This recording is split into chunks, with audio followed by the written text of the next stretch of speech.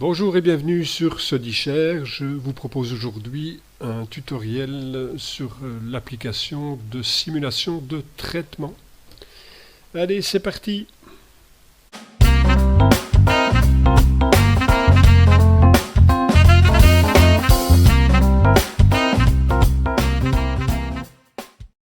Voilà, nous sommes dans l'application de simulation de traitement. Ici, je vais vous faire la démo à partir de la version Excel. Mais ça fonctionne exactement de la même manière avec la version Google Sheets. Alors, petite information importante, c'est que les simulateurs qui sont mis à votre disposition ne sont pas des outils officiels. Donc le résultat ne peut être donné à votre membre du personnel qu'à titre purement indicatif. Il ne s'agit pas évidemment de lui garantir à 100% que le montant que vous lui donnez est officiellement exact. Donc ça, c'est une précaution évidemment à prendre. Alors je vous conseille toujours évidemment de faire une première vérification en utilisant un exemple sur le listing de traitement qui vous permet de voir si tout est correct. Ce qu'il faut évidemment vérifier, c'est la situation du membre du personnel, c'est-à-dire cette situation-ci. Donc vous avez plusieurs possibilités, conjoint avec revenu, sans revenu, célibataire, divorcé, séparé, veuf ou veuve. Tous ces éléments, toutes ces informations vont avoir une influence sur le calcul du montant net. Donc il faut vraiment prendre l'information exacte qui se trouve notamment sur le listing. Même chose au niveau des enfants à charge. Toujours prendre la référence que vous avez sur le listing, parce que ce n'est pas parce que le membre du personnel vous dit qu'il a 2 enfants à charge qu'il les a effectivement fiscalement à charge. Donc tout ça a évidemment son importance. Autre paramètre important à vérifier, c'est la date de référence du calcul.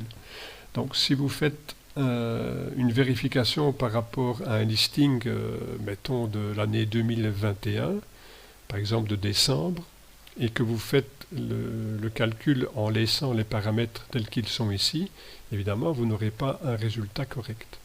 Pourquoi? Parce que ici nous sommes le 8 juin, que l'index est 1,8845 et que nous sommes sur le précompte de 2022. Si vous vous ramenez en 2021, vous aurez évidemment le précompte de 2021 et vous aurez l'index correspondant à la date, par exemple, de décembre 2021. Par exemple, si je change la date ici, où je viens mettre, on va dire le 12 du 12 en 2021, vous allez voir tout de suite les informations qui changent. Évidemment, vous avez l'index qui change et vous avez l'information sur le précompte qui change aussi, et vous avez une petite fenêtre qui s'ouvre pour attirer votre attention sur le fait que vous n'êtes plus à la date du jour. Donc tout ça sont des éléments importants à bien paramétrer au départ pour que vous puissiez faire une simulation la plus correcte possible. Ok, donc pour revenir à la date du jour, je clique simplement sur date du jour.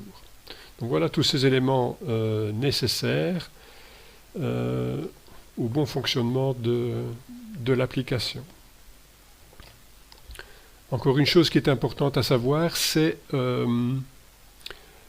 l'éventuelle situation du membre du personnel dans une autre école par exemple. Si vous avez un membre du personnel qui est sur au moins plus d'une école, vous devrez nécessairement avoir les informations de là ou des autres écoles. Pourquoi? Parce que le précompte est calculé sur le montant global. Donc si vous n'encodez que les informations de votre école, le précompte sera forcément incorrect, puisqu'il n'aura pas en compte les montants des autres écoles. Donc il faut toujours avoir les informations de l'autre école ou des autres écoles, donc à partir du listing du membre du personnel. Voilà, on va prendre quelques exemples pour vous montrer comment fonctionne cette application. Je vais commencer par le traitement d'un temporaire.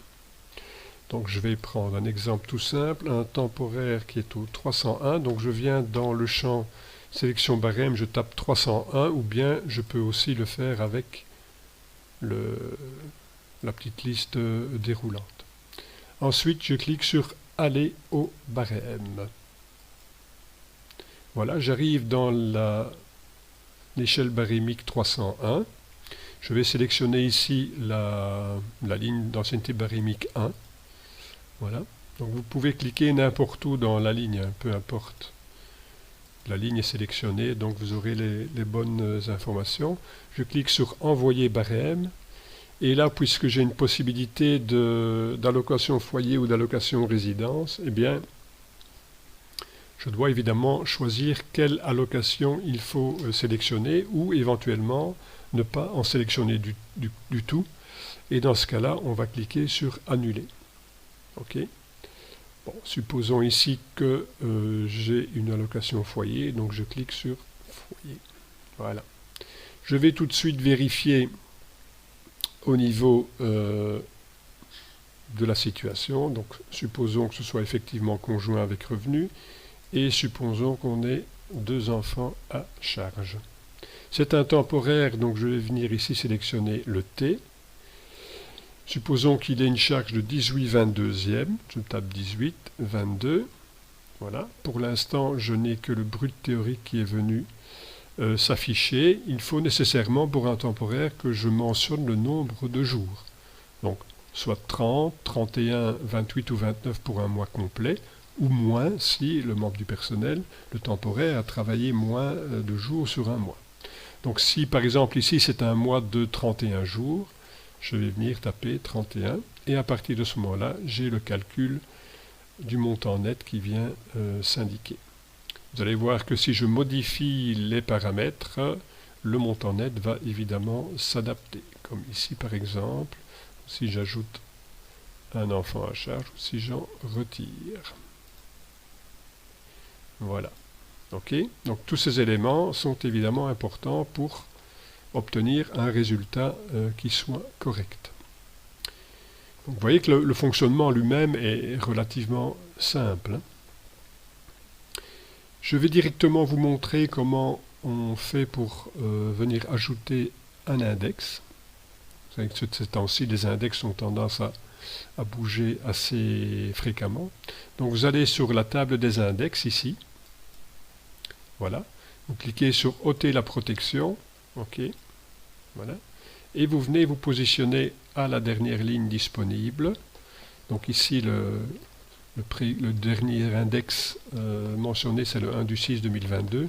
Imaginons qu'on ait un nouvel index de nouveau au 1er septembre, par exemple. Vous allez simplement encoder la date, 1 du 9 22, rien que la date, et puis dès que vous validez, le nouvel index vient s'ajouter. OK. Donc vous voyez, c'est tout simple. Et puis vous faites retour. Dès que vous faites retour à la feuille de calcul de traitement, la protection se remet toute seule sur la feuille. Donc ici, je vais quand même supprimer cette date. Donc vous voyez que pour ajouter un index, c'est tout simple. Donc retour, et je reviens à mon simulateur de traitement. Je vais prendre un autre exemple. Et pour ça, évidemment, je vais cliquer sur Nouveau calcul. Alors, un deuxième exemple, par exemple, pour le traitement d'un définitif, je vais prendre cette fois-ci le 501, je vais au barème, je prends 10 ans d'ancienneté, je fais envoyer barème, donc c'est un définitif. Dans le cas d'un définitif, dès le moment où vous allez mettre le dénominateur, le calcul se fait, évidemment, puisque là, il n'est pas question d'aller indiquer le nombre de jours. Donc voilà, pour le fonctionnement normal et simple du simulateur de traitement. Maintenant, on va prendre des exemples un peu plus spécifiques et notamment des exemples de ce qui peut se passer quand on est en dépassement de charge. Donc, je clique sur Nouveau calcul. Voilà. Donc, je vais prendre ici le cas. Donc j'ai un temporaire, donc je vais prendre, c'est de 301.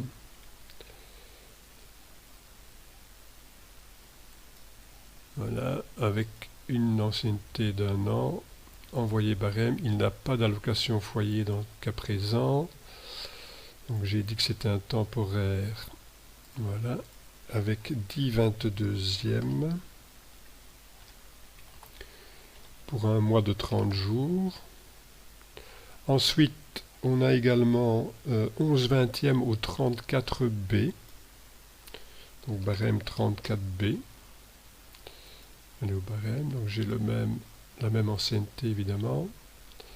Toujours temporaire,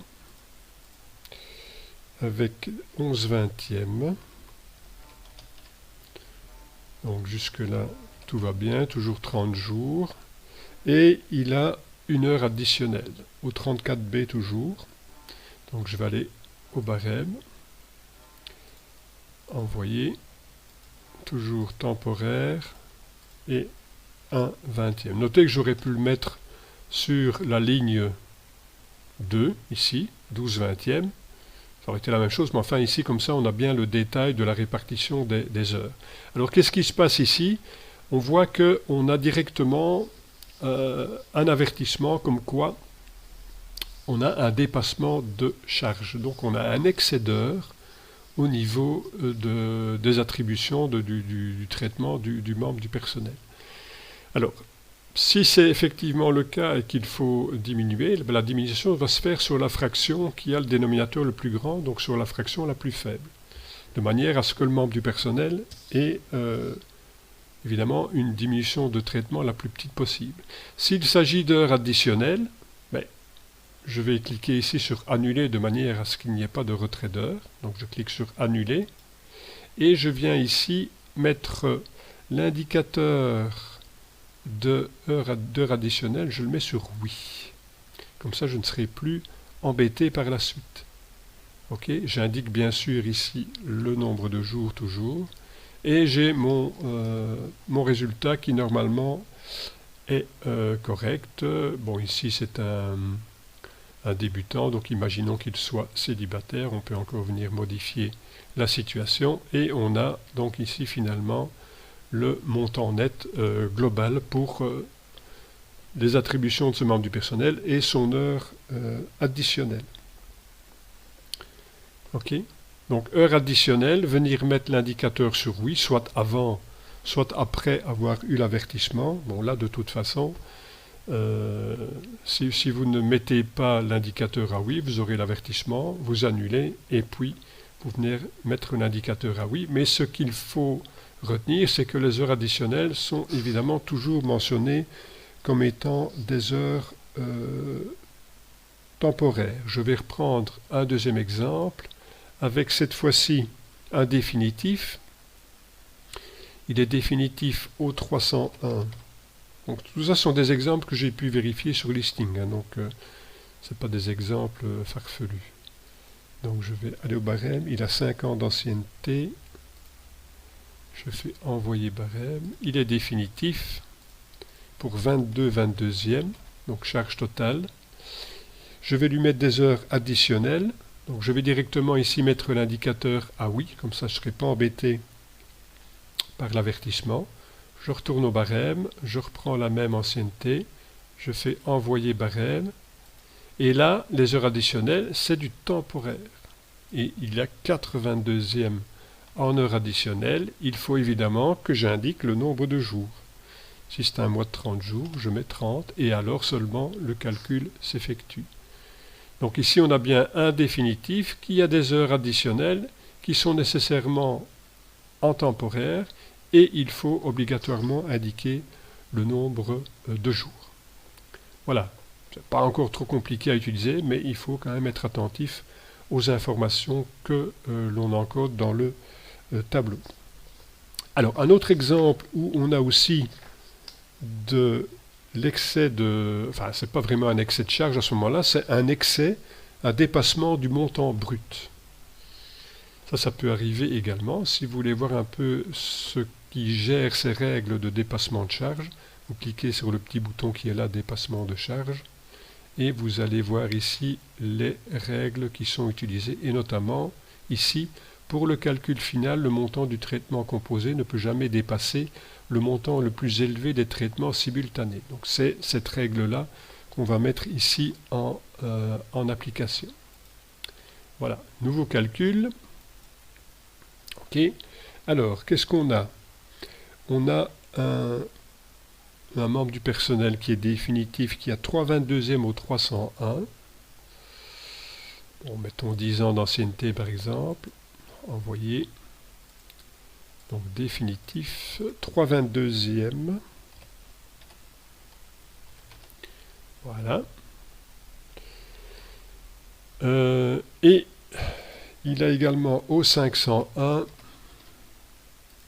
il a donc toujours 10 ans, envoyé, toujours définitif, et là on a, vous voyez qu'ici vous avez chaque fois le barème qui est rappelé ainsi que l'ancienneté barémique. 18/20e. Voilà, et là j'ai un excès de montant brut. Bon, pour cause de la règle que je viens de vous montrer à l'instant. Et donc là, l'excès de montant ici vous est indiqué, c'est 30,73 €, qui lui est soustrait systématiquement sur la première ligne du tableau. Donc que ce soit sur la première, la deuxième, la troisième, ça n'a aucune espèce d'importance puisque le calcul des taxes et des impôts se fait lui sur la somme globale. Donc ici on fait le retrait sur la première ligne, donc vous savez que sur la première ligne vous avez un retrait et vous le voyez d'ailleurs au niveau du brut effectif sur la première ligne. Voilà, là vous n'avez plus qu'à cliquer sur OK et votre calcul en principe est correct de cette manière-là. OK.